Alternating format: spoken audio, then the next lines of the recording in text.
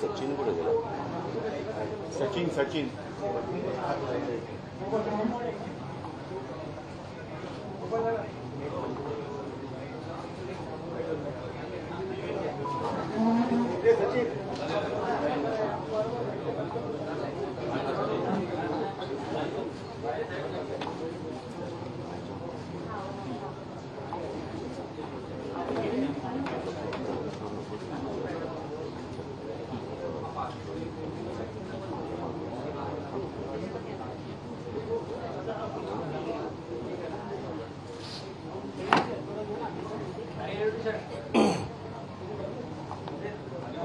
बोलो।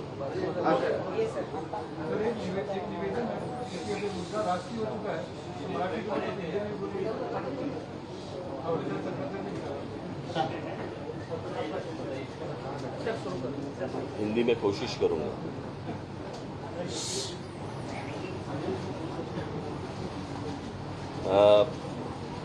आत्ताची पत्रकार परिषद ही मी 6 वाजताची जाहीर केली होती, परंतु काही सूचना या मला असं वाटतं आत्ताच जाणं गरजेचे आहेत, म्हणून मी 6 वाजताची पत्रकार परिषद मी आत्ता 1 वाजता केली।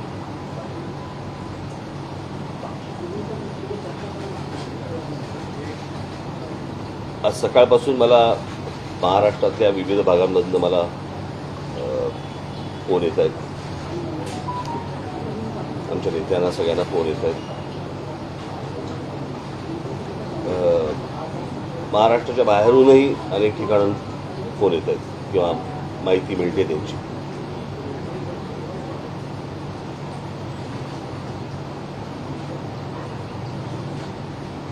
पोलिसांचे फोन येत आहेत, पोलीस काही गोष्टी सांगतायत। सर्वसाधारणपणे आता अनेक ठिकाणी आमच्या पदाधिकाऱ्यांना, माझ्या महाराष्ट्र सैनिकांना पोलीस नोटिसेस पाठवत आहेत, डिटेन करतायत, पकडतायत।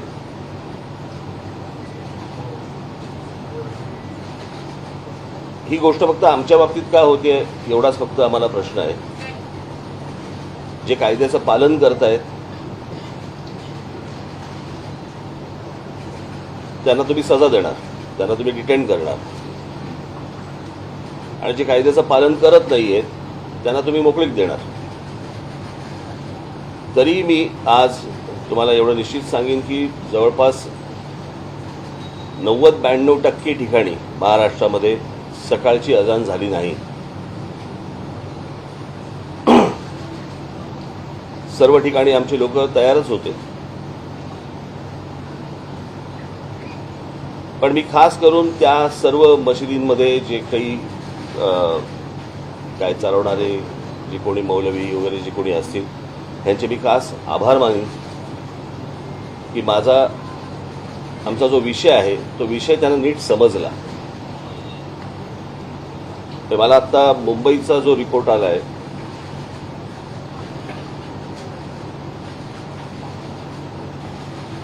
त्या मुंबईच्या रिपोर्टप्रमाणे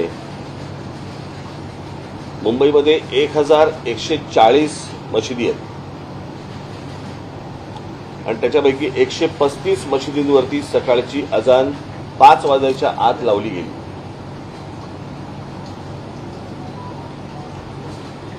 काल मला ते विश्वास नांगरे पाटील यांचा मला काल फोन आला होता आणि त्यांनी सांगितलं की आम्ही सर्व मशिदींशी बोललेलो आहोत, त्यांच्या मौलवींशी बोललेलो आहोत, ते कोणी सकाळची अजान लावणार नाही। मग या ज्या 135 मशिदींवरती जी अजान सकाळी 5च्या आत झाली यांच्यावरती आत्ता राज्य सरकार कोणती कारवाई करणार आहे की फक्त आमच्याच मुलांना उचलणार आहे?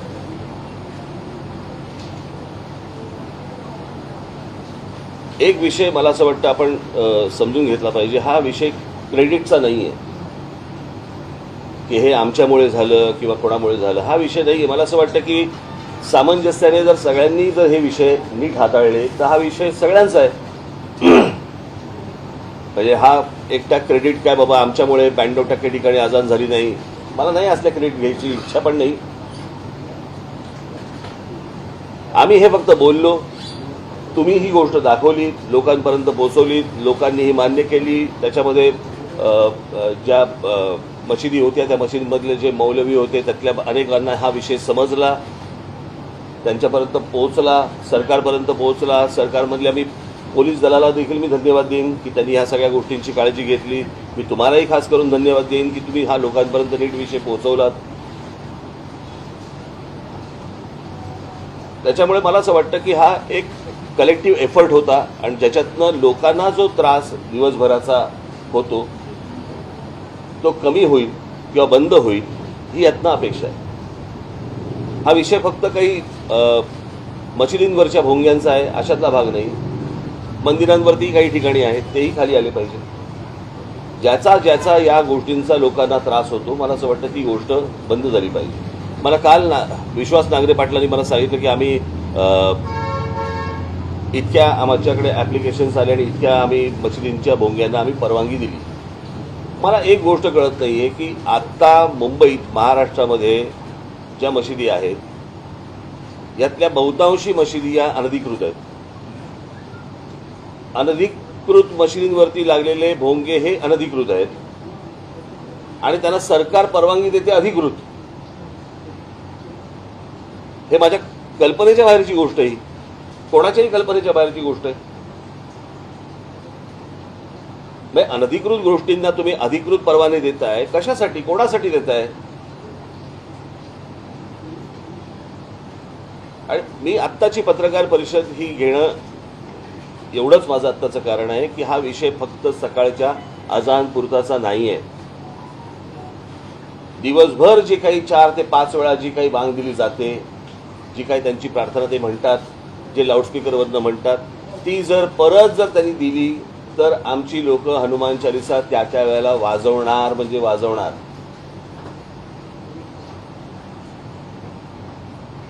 प्रश्न असा आहे की सुप्रीम कोर्टाच्या आदेशाचं पालन जर समजा तुम्हाला करायचं असेल तर सुप्रीम कोर्टाने सांगितलेले डेसिबल्स मी काल माझ्या पत्रामध्ये दिलेले आहेत. साधारणपणे जिकडे लोकवस्ती असते त्या लोकवस्तीमध्ये 45 ते 55 डेसिबलपर्यंत तुम्ही स्पीकर लावू शकता परवानगी घेऊन.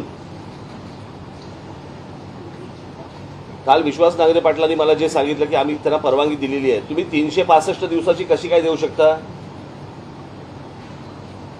आम्हाला परवानगी देताना दिवसाची परवानगी तुम्ही देणार, सणासुदीला देताना तुम्ही 10 दिवसाची 12 दिवसाची अशी परवानगी देणार आणि यांना 365 दिवसाची देणार कशासाठी? आणि मला असं वाटतं ह्यांनी पण रोजच्या रोज परवानगी मागितली पाहिजे, तीही सुप्रीम कोर्टाने सांगितलेल्या डेसिबलच्या नियमात बसून. आता ते जे 45 ते 55 डेसिबल सांगितलंय म्हणजे आपल्या घरचा जो मिक्सर असतो त्या मिक्सरचा जो आवाज येतो तेवढे डेसिबल, याच्यावरती जाता येणार नाही. आता प्रश्न असा आहे, मी सांगितलं होतं की हे पहिले भोंगे खाली उतरवा. पोलिसांना काय एकच धंदा आहे का रोज सकाळी डेसिबल मोजत बसायचं? लोकांनी फक्त एवढीच गोष्ट करत बसायची का की यांचे डेसिबल जास्ती आहे का कमी आहे? तुम्हाला प्रार्थना म्हणायची आहे, तुम्हाला तुमच्या मशिदीमध्ये प्रार्थना म्हणायची आहे, म्हणा.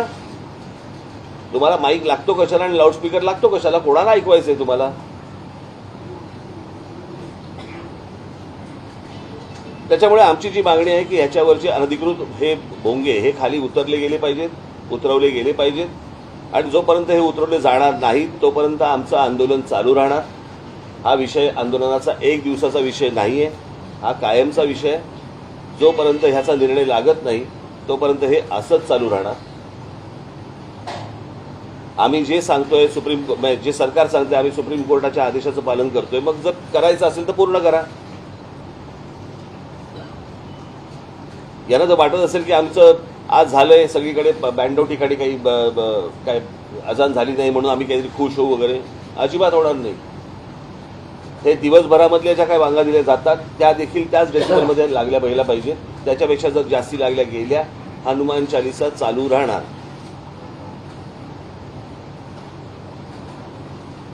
यांचा जर या बाबतीत, बरं मी काल पण सांगितलंय, परत एकदा सांगतो, हा सामाजिक विषय, हा धार्मिक विषय नाही. याला जर धार्मिक वळण द्यायचा जर त्यांनी प्रयत्न केला तर त्याला आम्ही धार्मिक वळण देऊ. आमची अजिबात इच्छा नाही की कुठे शांतता बिघडावी या महाराष्ट्रातली, देशातली, किंवा कुठे दंगली व्हाव्यात. अजिबात इच्छा नाही, गरज पण नाही. तुमच्या जर लक्षात असेल तर परवा दिवशी माझ्या संभाजीनगरला भाषण चालू असताना ज्या वेळेला तिकडे बाग दिली गेली त्यावेळेला मी हे पोलिसांना सांगितलं.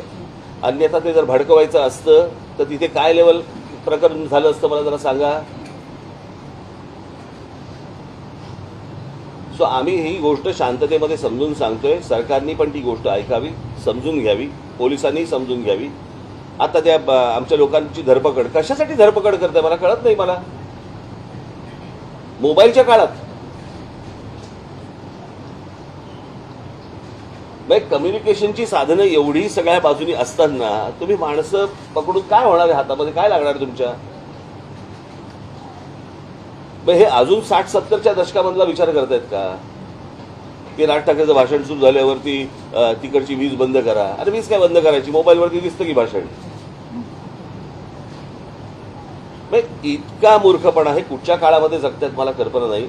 मला आपल्या सर्वांच्या माध्यमातून फक्त मला एवढंच सांगायचं होतं, हा विषय एक दिवसाचा नाही. माझ्या महाराष्ट्र सैनिकांना पण मला हेच सांगायचं आहे, माझ्या महाराष्ट्रामधल्या माझ्या हिंदू बांधवांना पण हीच मला गोष्ट सांगायची आहे की हा विषय एक दिवसाचा नाही.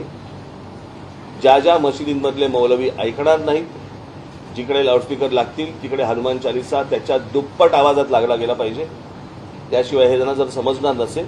आणि मी पोलिसांच्या कारवाईची मी अपेक्षा करतोय की या 135 मशिदींवरती मुंबईतल्या खास करून महाराष्ट्रातले तिकडचे जे काही कमिशनर असतील ते बघतील, पण मुंबईचे पोलीस कमिशनर, मुंबईचे पोलीस हे या 135 मशिदींवरती काय कारवाई करणार आहेत आणि करणार आहेत की नाही करणार आहेत ते एकदा समजू देत. ते त्यांच्या धर्माला जर समजा घट्ट राहणार असतील तर आम्हाला पण आमच्या धर्माला घट्ट राहावं लागेल.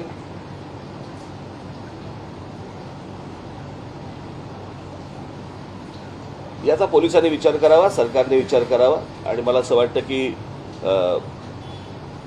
त्या महाराष्ट्रात शांतता नांदावी, लाऊडस्पीकर बंद व्हावे. जेव्हा तुम्हाला सणासुदीला लागतायत, काही सभाजना लागतायत, कुठच्या कारणाला लागतायत, आपण समजू शकतो लाऊडस्पीकर. पण 365 दिवस सकाळी उठल्यापासून दिवसभरामध्ये 4-4, 5-5 वेळा तुम्ही जर ऐकवणार असाल तर आम्हाला नाही ऐकायचं आहे ते. याचा महिलांना, विद्यार्थ्यांना, कोणी आजारी ग्रस्त असतील त्यांना त्या गोष्टींचा त्रास होतो. एवढं पण समजत नाही. ह्यांचा धर्म मोठा माणुसकीपेक्षा. परंतु मी परत सांगेन आपल्याला की ज्या मशिदींवरचे सकाळी आज अजान झाली नाही त्यांनी देखील याच्या पुढे ज्या वेळेला त्यांना काय प्रार्थना म्हणायची आहे, एक तर पोलिसांनी हे भोंगे खाली आणले पाहिजे. तुम्हाला जी काय प्रार्थना करायची मशिदीमध्ये करा आणि हे आवाज बंद झाले पाहिजेत महाराष्ट्रामधले. एवढीच फक्त मी अपेक्षा करतोय. परत एकदा सांगतो, हा विषय एक दिवसाचा नाही.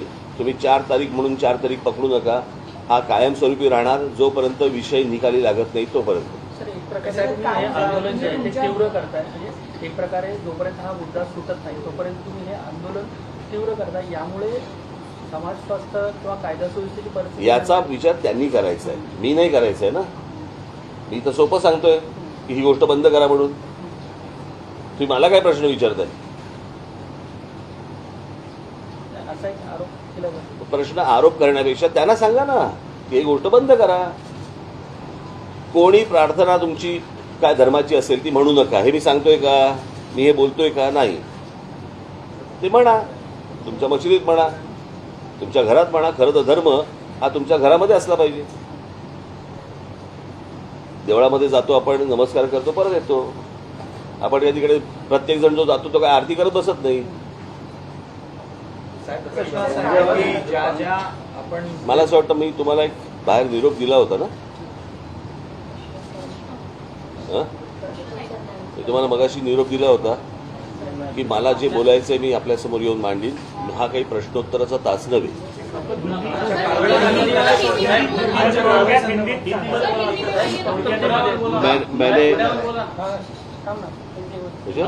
काल गुन्हा पुन्हा दाखल झालाय सिटी पोलीस औरंगाबाद हिंदीमध्ये पण सर माझं हिंदी चांगलं नाही रे एवढं.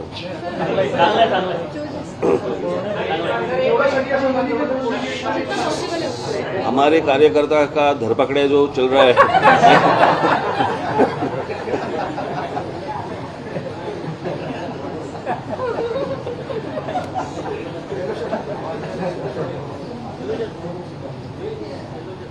आज 4 तारीख है. 4 तारीख को हम लोगों ने मस्जिदों के ऊपर के जो लाउडस्पीकर है वो बंद करने के लिए सरकार को विनती की थी.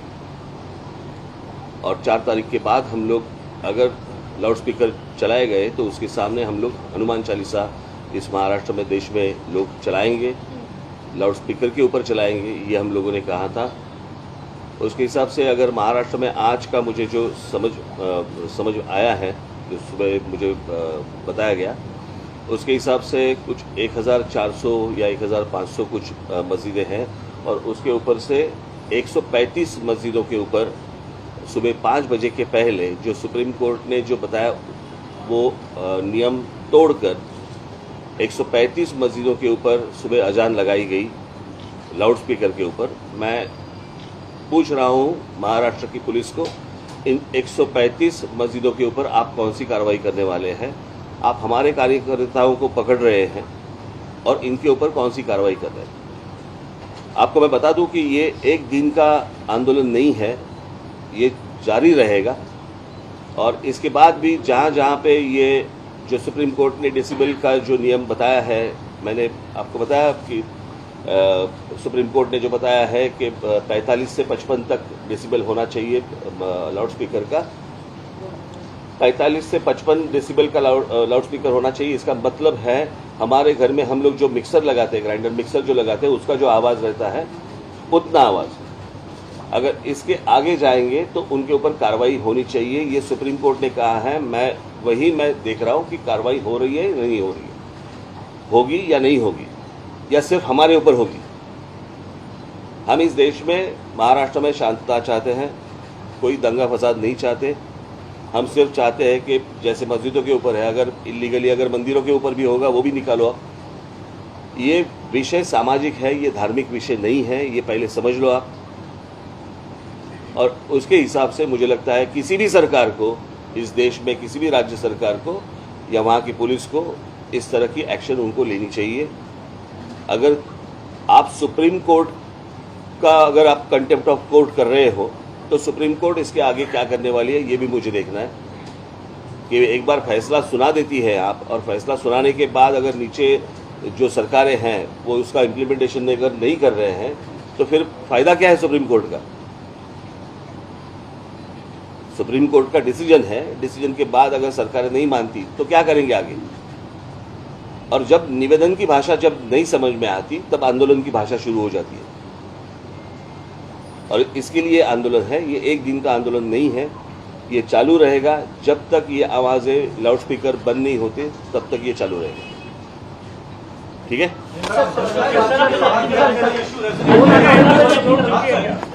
Sir, do you feel your issues would resonate outside Bharat?